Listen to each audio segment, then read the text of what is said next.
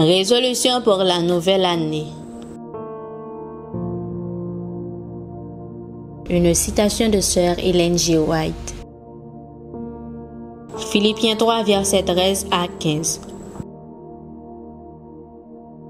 Frères, je ne pense pas l'avoir saisi, mais je fais une chose, oubliant ce qui est en arrière et me portant vers ce qui est en avant.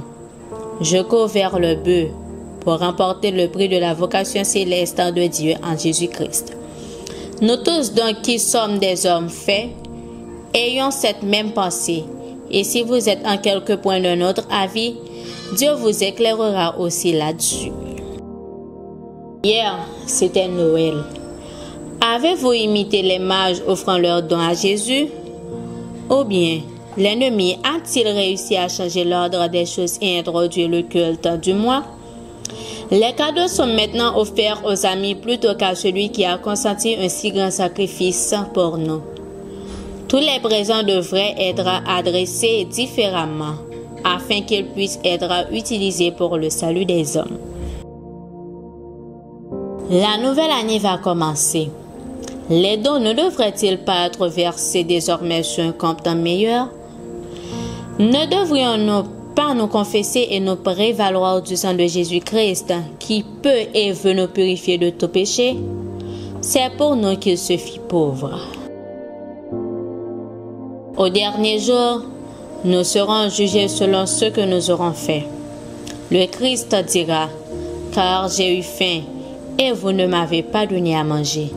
J'ai eu soif et vous ne m'avez pas donné à boire. J'étais nu et vous ne m'avez pas vêtu. J'étais malade et en prison et vous ne m'avez pas rendu visite. » Ils répondront aussi, « Seigneur, quand avons-nous vu ayant faim ou ayant soif, ou étranger, ou nu, ou malade, ou en prison, et ne t'avons-nous pas assisté? » Le Christ leur dira alors, « Toutes les fois que vous n'avez pas fait ces choses à l'un de ces plus petits, c'est à moi que vous ne les avez pas faites. » Et il dira aussi, « Retirez-vous de moi, maudits. Allez dans le feu éternel qui a été préparé pour le diable et pour ses anges. » Matthieu 25, versets 42 à 45. Jésus est venu donner l'exemple du sacrifice. Si nous appartenons au Christ, nous ferons les œuvres du Christ. Au lieu de nous complaire en nous-mêmes, nous chercherons le bien des autres et secourons l'humanité souffrante. Si nous n'agissons pas ainsi, nous ne pouvons nous attendre à avoir une part avec le Christ. Il y a tout autour de nous des âmes à gagner, et chacun a sa tâche à accomplir pour se réconcilier avec le Christ. C'est la tâche qu'il faut entreprendre en cette nouvelle année. Nous vivons pour le temps et pour l'éternité. Nous voulons que la lumière brille sur notre chemin. En retour, nous voulons partager ces bénédictions avec les autres.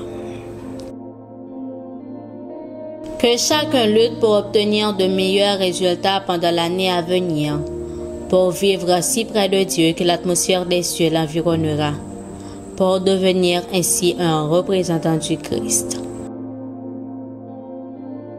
Levez vos yeux en haut, page 366, paragraphes 2 à 7.